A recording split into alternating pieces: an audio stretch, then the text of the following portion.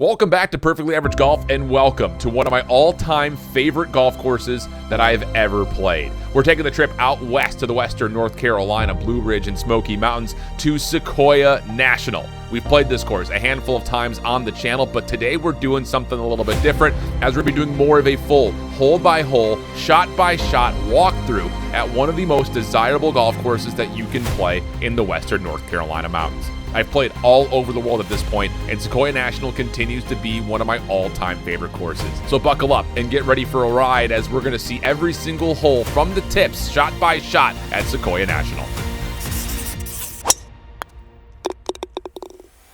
Before we jump to the first tee box, I want to give you guys just a quick breakdown on Sequoyah National.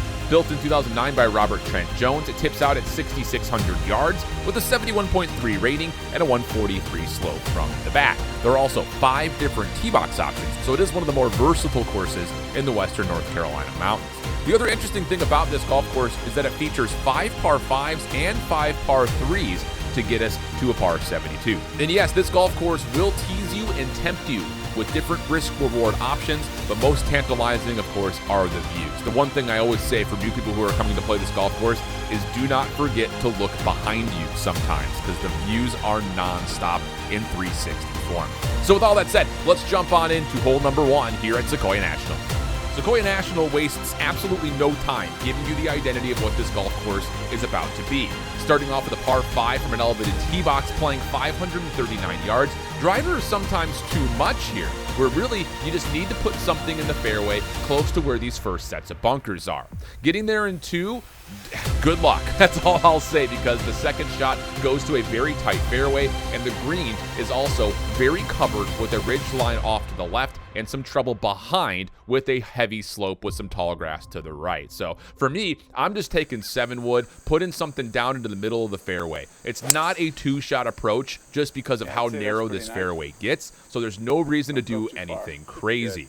Your second shot, even if you don't pull off a good one, will still just get you up the fairway. That's all you're looking for. A layup number is perfectly fine. I was trying to chew off maybe more than I should have, trying to get a little bit closer to the green with that second 7 wood, but such is the way life goes. The approach game today was unbelievable, and you're going to start to see that as we move through the entirety of this round. Other thing to keep in mind about this golf course, where you start is the highest part of the golf course. Everything will break away from that top side of the ridgeline. So be very cautious as you read putts on the green, because you might be reading something that is against the actual slopage of the entirety of the mountain. You'll come to know that as we continue on. Big slide.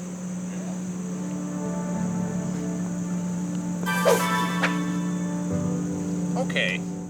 Hole number 2 gives you your first taste at a par 3. The card always reads higher than the actual number is, thanks to the vast majority of the tee boxes being from a very elevated position. It's a very thin green from front to back, but obviously very, very wide. I don't think I've ever hit anything more than about a 9-iron here. In particular, this shot was about 150 yards with some helping wind, so it was a P wedge for me. Ended up being about pin high.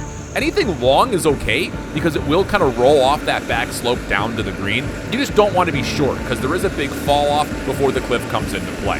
Keep in mind where your high spot is. It's up to the left side of this green, so make sure you're reading putts and you're getting them all the way to the hole.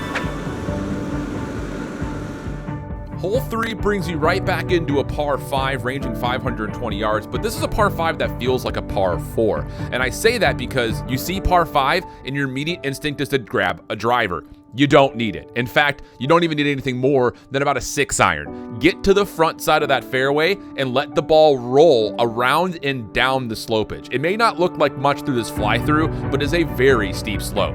I'm not gonna lie, I am awful at this golf hole. This is by far the biggest bane of my existence, because I'm always trying to chew off more than I need to. And that is kind of a lesson to be learned about this golf course. It's 5-iron for me here. First time I've ever taken this club, and ended up playing pretty darn perfectly. The thing about this course and what I was about to say is that it makes you feel like you want to take on more risk than is necessary.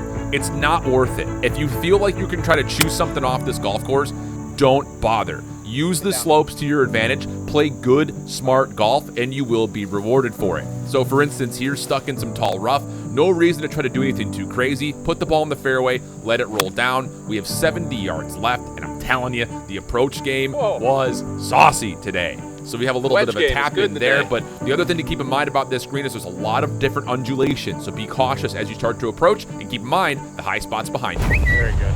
Thank you. Now, I know I just said the risk is usually not worth it on this golf course, but there are a couple of par 4s that you could definitely challenge. This one, 332 yards, comes up to an elevated green the whole way. Lots of slopage.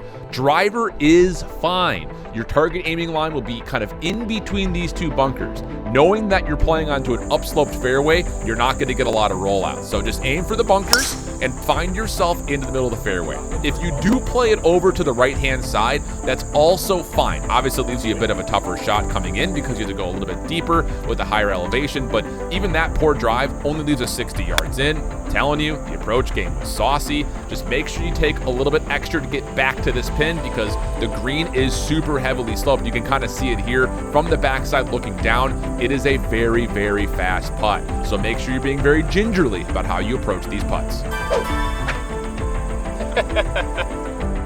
The 5th hole puts us back at an elevated tee box where for big hitters, driver is not necessary. Once again, use the slopes that are in the fairway. If you put the ball out on the left side of the fairway, it will roll down into the middle, kind of down towards where that bunker you see is.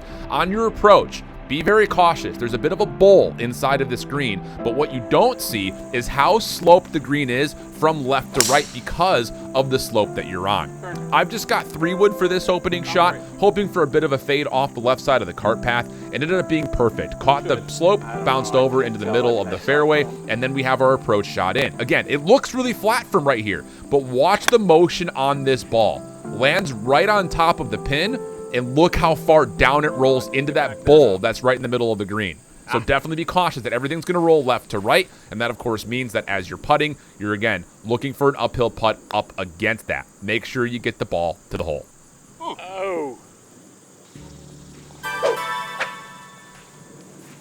One of the first bits of flat ground you're going to work with is hole number 6, a par 3. The card reads 230. I've never actually seen the pin at the very back of this green, but what you're about to notice is the green is extremely deep. You don't see that from the tee box. Your biggest miss is to be over to the right-hand side because even if you miss the green, the slopage over towards the cart path will push you back towards the green, and obviously you do not want to be left as it gets you into out-of-play territory. This was a 5-iron. We're playing about a 210-yard pin here. Did not catch the 5 particularly well, but even still, just being a little bit short is okay. The biggest thing to note is as that slope runs off the cart path, the same slope exists on this green. Everything running from the right side down to the left. So put yourself on the green and likely run away with the 2-putt par if you can. Very nice. Thank you.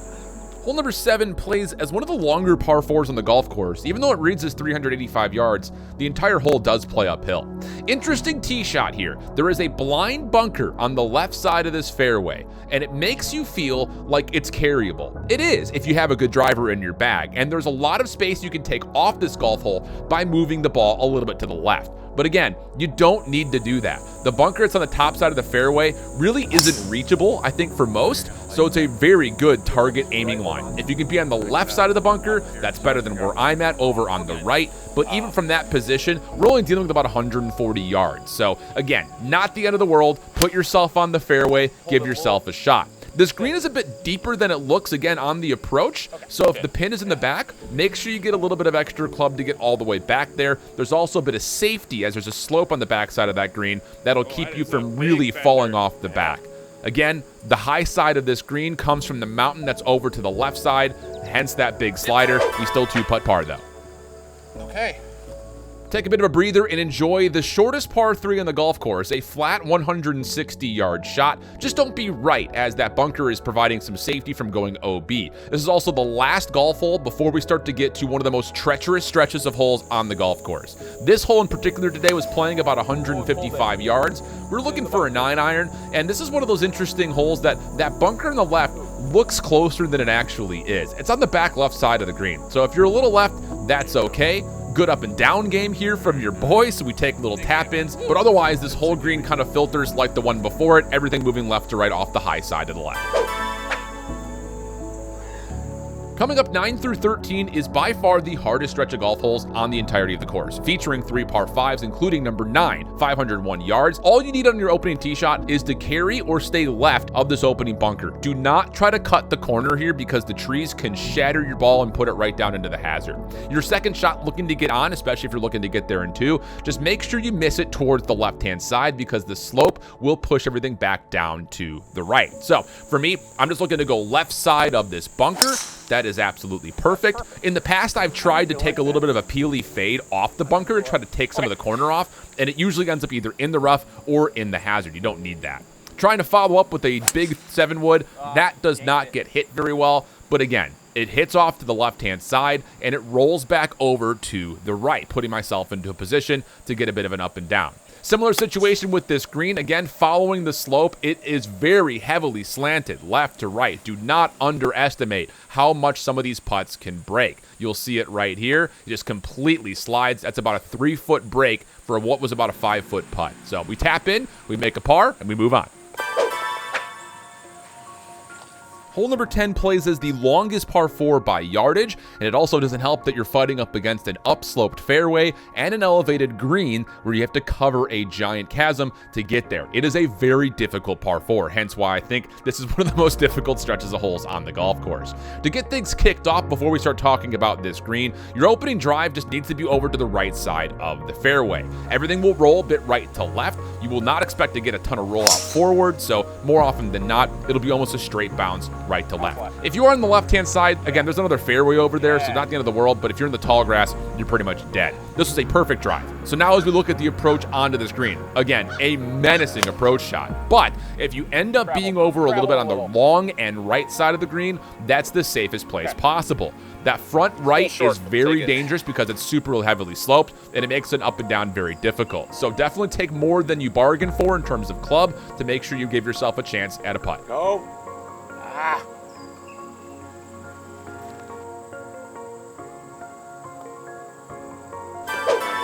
Thank you. Welcome to hole 11 and welcome to the most difficult tee shot on the golf course. I mean, the elevation from the tee box is so dramatic, and this fairway is not a guarantee in terms of being able to hit it, not only from distance, but also just because it does get a little bit tight with that bunker guarding. However, the line you're looking for is just off the left edge of that bunker itself. Getting here in 2, not really an option, thanks to that creek that you see up the middle. So definitely approach this from the top as a 3-shot hole. So again, driver out, just kind of splitting the bunkers, peeling a little bit of a draw off that first bunker over towards the second. It ends up being perfect. The fairway does roll a little bit left to right, so if you can manage to place the ball more towards the left side, that's fine.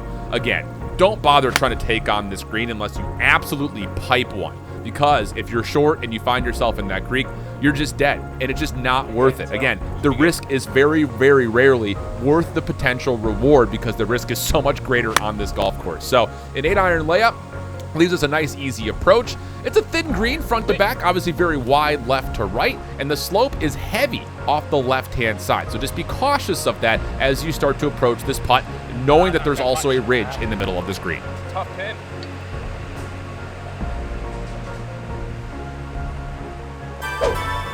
Take 10 pars. Can we take a moment to appreciate the golf that's being played right now?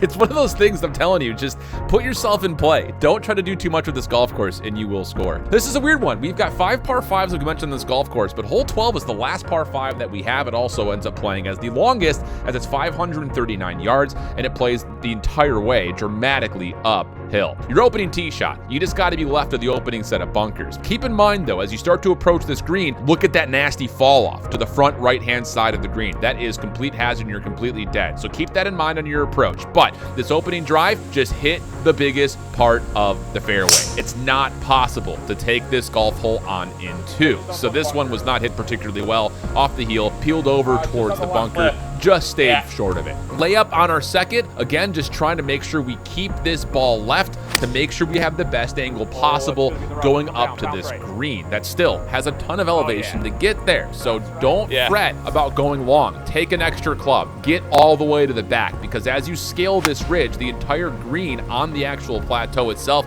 also bends from the back to the front.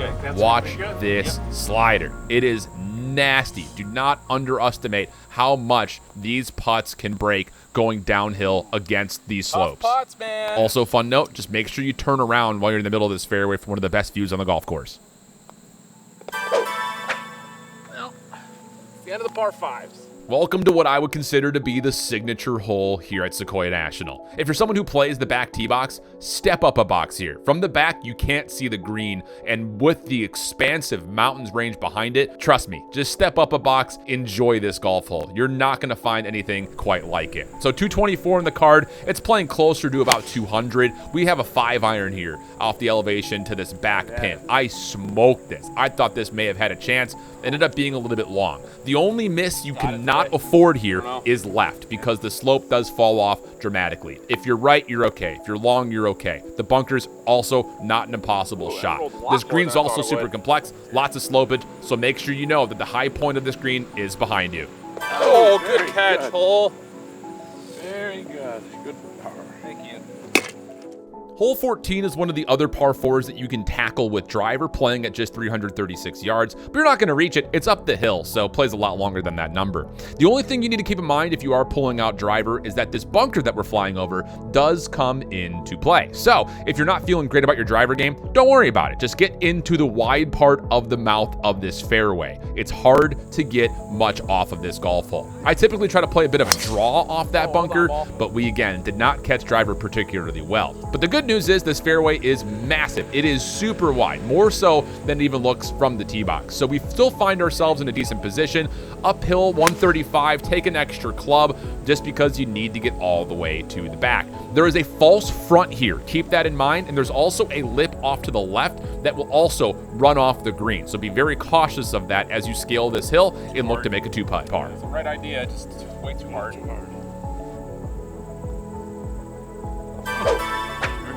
Thanks. For a second, I thought it took a couple of the bounces to the left off of the punch.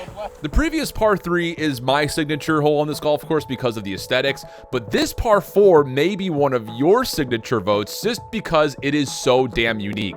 It is a dramatic, elevated tee box down to a fairway that you cannot even really see from the box itself. You're literally hitting into the mountains. I will say there is a line that you can take a 3-wood or driver over the trees to get close to the green. I've done it before, but it's just not worth it. This is just a 6-iron into the middle of the fairway, 75 yards, still going down into this valley. Take a lot less than you think because there is no spin coming back up the hill because this whole green runs from the front to the back. So I overestimated that initial shot, but still one of the coolest and most unique golf holes you're going to find, and that's another reason why I absolutely love Sequoyah National.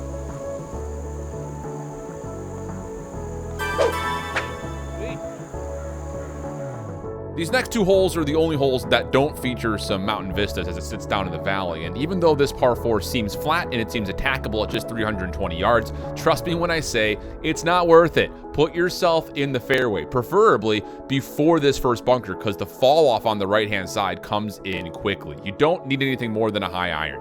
I got a little greedy. I was feeling feisty. I knew I was putting together a good score. I took out 7-wood, thinking I could put this just off the right side of the bunker and maybe put a little bit of a draw on it to get us close to the green. This one was overcooked, bit of a pull hook, but there is space on the left. It's definitely one of those holes that you'd rather miss left than right. However, I put myself for the tall grass, and that is not an easy shot because if you go long, you're absolutely dead. So just looking for a good bit of pressure to get it over to the green, give ourselves a chance at the 2-putt, where again, the green does move from the left to the right into this valley a little bit further. Very nice.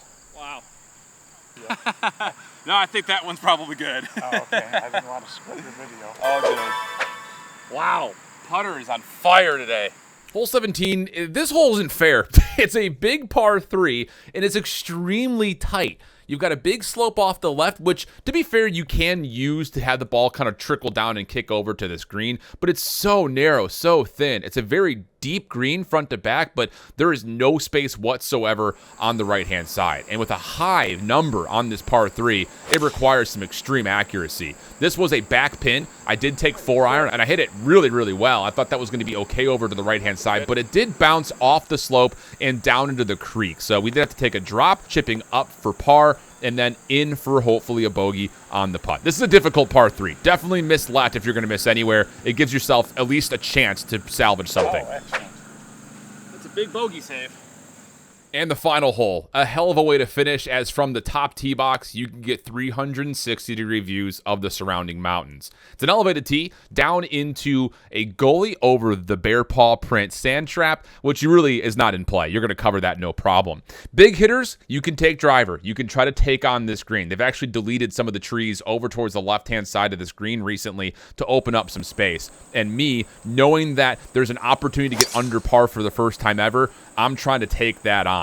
This was hit pretty well, a little bit off the heel, faded back just over to the rough. So we did put ourselves in position, but only barely. There's no need to go too far left here. If you put yourself onto the fairway, you have a really good chance at an up and down. But I'll let you guys enjoy these final couple of moments as we finish around at Sequoyah National. Or a lot of it right to left.